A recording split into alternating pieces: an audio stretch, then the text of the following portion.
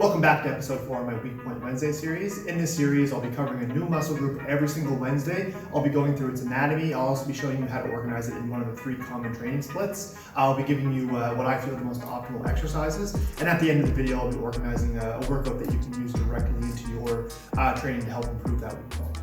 In this week's episode, I'm actually going to be finishing off my shoulder edition. I'm going to be covering the front delts. But in order to actually know how to train them effectively, we first need to understand their anatomy. So that's what I want to be covering first. So the shoulder is actually comprised of 3 different heads. There's the medial or the side delt, there's the posterior or the rear delt. In this week's episode, like I said, we're going to be covering the front delts. So I've already covered those other 2, the medial delt and the rear delt in episodes 2 and 3 of my Weakpoint Wednesday series. So if you haven't checked those out, definitely go check those out. Just like the other 2 heads of the shoulder, the front delts actually originate in the scapula and the insert end of the humerus. Their main function is primarily shoulder flexion, which is what you would kind of commonly see in like a front raise. And I think personally, to build the front delts the most optimally, we need to include both heavy pressing movements along with isolation exercises. So that's what I'm going to do today.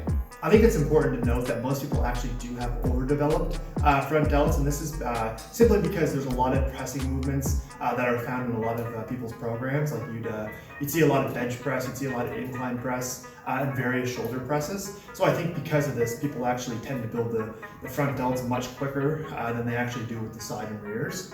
However, with that being said, there are reasons to why your front delts actually might be underdeveloped. And the first reason is actually because of your lack of knowledge of the actual shoulder anatomy, which ultimately leads to poor exercise selection. So just not knowing the difference between the exercises that actually target the front, the rear, and the side. And I think that the more you understand the anatomy, which we covered, and that's why I think it's important to go through the anatomy and the function, because you're able to make better exercise selection. So that would be the first reason to why you actually might have underdeveloped front delts. The second reason to why they might be underdeveloped is just simply because of your poor mind-muscle connection with the front delts. I think this kind of relates back to the first point, that if you don't really know the anatomy and you don't know where the front delts are in relation to your other heads of your shoulder, I think that you're going to have a much harder time allowing your mind to enter the muscle. So that's why I kind of feel that's important, is to kind of understand the anatomy and their function, so you're able to train them more effectively. But in exercises like your bench press, it's a heavier compound movement. Normally people train when they do the bench press, but you're going to actually activate your chest, your front delts, and your triceps. However, some people actually perform the bench press more as a tricep exercise because they feel it more in their triceps, and because of this, it's actually going to place less emphasis on their chest and the front delts, leading to actually their front delts being underdeveloped from the exercise because their triceps are actually forced to take over. So that could be another reason, just poor mind-muscle connection within the exercises. And the third and final reason to why your front delts actually might be underdeveloped is just simply because you assume that they are, because you hear people saying that the front delts are actually the most overdeveloped for most people, and you kind of believe this for yourself. Honestly, this might not be true. If you actually just assess your physique and actually look to what a front delt can actually add to your physique and see whether or not that kind of looks to what you currently have. But honestly, it is true that the side and rear delts are actually the most underdeveloped. But a good set of front delts can actually add a lot to your physique. So I think that before just jumping to conclusions and saying that your front delts are underdeveloped because everybody else's are, I think that's not a good approach. I think you need to really determine if they are or not. And just honestly, sometimes if you're doing your pressing movements and you're not fully engaging your front delts, I think it's great to have a well-rounded workout with any workout that you do. So if you're doing your shoulder day, make sure to include the side, the rear, and the front. So make sure you're doing isolation exercises. You don't want to be spending tons of time if you're just following a normal workout program and it's not a weak point, but you definitely do want to include some type of variation of an isolation exercise for your front delts to make sure that you're hitting them, you're isolating them effectively. So before we actually organize our front delt training into one of the 3 common training splits, we need to know how much volume and frequency to do for the front delts. So volume recommendations is anywhere from 6 to 8 direct weekly sets. Notice how I said direct, because a lot of your pressing movements, like your shoulder presses and stuff, they actually target more muscles than just your front delts. So I wouldn't necessarily count those as direct sets. So that's kind of why I would prefer more of an isolation, like a mix between you want to include those heavy pressing movements, but you want to make sure that you're getting your 6 to 8 direct isolation exercises of front delts. The reason for this is because if you're already doing a lot of pressing movements and your front delts are underdeveloped, then by doing more pressing movements might not necessarily help you. So I think that isolation exercises are really necessary for bringing up that weak point. And in terms of frequency, I would stick to 2 times per week because you want to spread out your delt training to make sure that you're increasing muscle protein synthesis during the week. And it also makes your training sessions much more manageable too. So you're not in there in the gym for longer than an hour and a half, just banging away. So I think that frequency should be set at 2. So now moving on to the common training splits. The first one I'm going to cover is actually the upper-lower split. I want to bring it up on the screen so you guys can see what I'm talking about here. Once again, but for your side and rear delts, we're following the same principles. We're going to use the priority principle, which simply means when you're fresh and full of energy, the first muscle group you're going to hit when you come in on your upper day is actually going to be your front delts. So you're going to be performing those exercises first. And that's just kind of, I think that's great when you're doing Weakpoint training because it allows you to get that training over with and allows you to really focus all your time on really devoting your energy to those exercises. So after you finish that, you're going to continue on with the rest of your workout. So we're going to be hitting them both on our upper days. So that's going to be twice per week, and we want to aim to get, if we're spreading out our volume, if we're going to aim to get 8 weekly sets of direct training, then we want to make sure we get 4 each session. So I'll show you that. I'll cover more of that when I go into the exercises, but that's how you would organize them in the upper-lower split. Now moving into the push-pull legs split. So this is going to have the same idea in mind with the priority principle. So we're actually going to be kicking things off with our push workout. So that's going to be our chest, our triceps, and our shoulders. But like I said, we're going to be coming in, we're going to be hitting our shoulders first, specifically our front delts, because that's the weak point we're trying to bring up. So we're following the same principles. And once again, we're spreading our volume out the same way. We're going to try to aim to get 4 direct sets per training session. So that'd be twice a week. So we'd have a total of 8.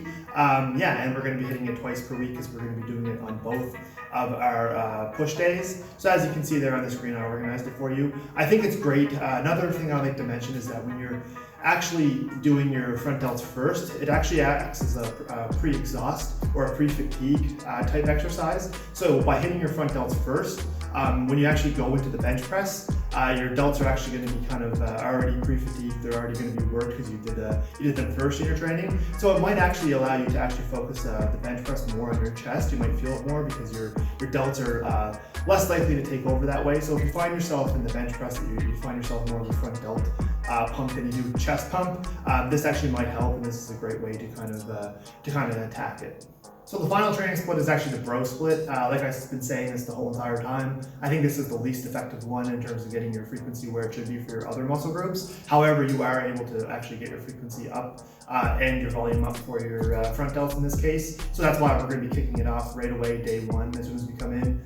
To do our shoulder workout, we're going to be doing our front delts. So we're going to prioritize them once again, and then we're going to continue on with the rest of our training until we get to day 6. And then we're going to be doing our shoulders and front delts again. So that's going to be getting our frequency twice per week. We're going to be spreading out our volume, so we're going to get 4 direct sets per training session. So that's going to be a total of 8 weekly direct sets. Like I said, I'm going to go over the exercises and what I feel are most optimal, but that's kind of how we would organize our training in the bro split. Now that I've covered the anatomy, volume, frequency, and programming, it's time to move into the front delt exercises that I feel are the most optimal. As I previously mentioned before, in order to make our training as effective as possible, we need to include pressing movements because these allow us to use heavier weights, along with great isolation exercises to really directly target them. Starting with day 1 of your front delt training, we're going to kick this workout off with a high incline Smith machine press for 3 sets of 6 to 8 reps. By having the bench at a little higher angle than you normally would when performing an incline bench press, this allows us to target more of the front delts. Notice how we're aiming for 6 to 8 reps.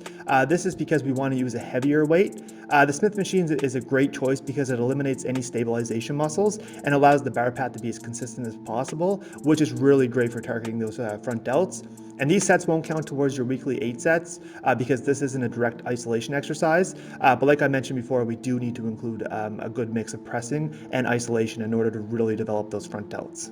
The second exercise is going to be the rope front raise for 2 sets of 10 to 12 reps, and this will count as a direct isolation exercise towards your front delt weekly volume training. I really love this exercise because the cable creates a much more comfortable range of motion, placing less strain on your shoulders, while increasing the tension at the same time because you're using a cable. I find the rope attachment allows to have like a neutral hand position. For me, I feel like this is it activates my front delts way better by doing this, but you can also try the straight bar variation as well and determine which one works best for you. Ultimately, use whichever one is the most comfortable because they're both going to be able to target the front delts pretty effectively.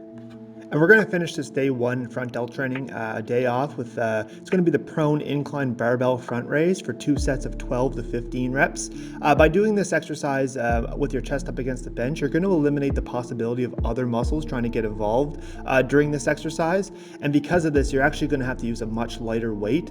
So make sure you keep that in mind when performing the exercise. Also focus on keeping your arms straight, and you want to use a pronated grip. Aim to raise the barbell up around shoulder height and try your best to fight the eccentric or lowering portion of the lift to really increase the stress that's placed on your front delts. This is a great high rep exercise to finish off your day one front delt training. Now we're going to be moving on to day 2 of our front delt training, beginning again with another pressing exercise, and this is going to be the modified Arnold press for 3 sets of 8 reps. Normally in the Arnold press you would rotate or twist the dumbbells from a standing supinated grip to a full pronated grip. However, with this exercise there will be no twist. This will allow us to increase the front delt activation and still load this exercise relatively heavier than we would with any direct isolation exercise. Now you can either perform this exercise seated or standing. My preference is seated. This exercise does take a little bit of shoulder flexibility and some getting used to, but honestly it's perfect for really getting those front delts to fire. The second exercise is going to be the incline dumbbell front raise for 2 sets of 10 to 12 reps. Since this is our first direct isolation exercise, then this will count towards our volume. The incline not only provides for an increased range of motion, but it also creates more tension that's directly placed on our front delts. This does make the exercise more challenging, so definitely keep that in mind when choosing the weight for the given rep range. I have once again decided to go with the neutral or hammer grip. I just feel like it's more comfortable, and it's also, I find that it engages my front delts a little bit better. However, a pronated grip or palms facing down grip is perfectly fine as well. And the final exercise is going to be the steering wheels for a total of 2 sets for 20 to 30 seconds per set. This exercise will no doubt burn out whatever you had left in your front delts. You want to grab a weight plate and do as the name suggests, basically start turning it like a steering wheel.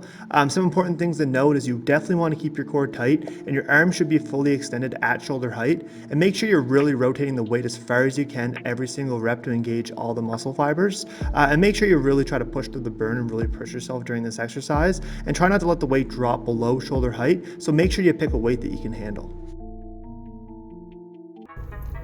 Alright guys, that's going to conclude episode 4 of my Weakpoint Wednesday series. I hope you enjoyed the video.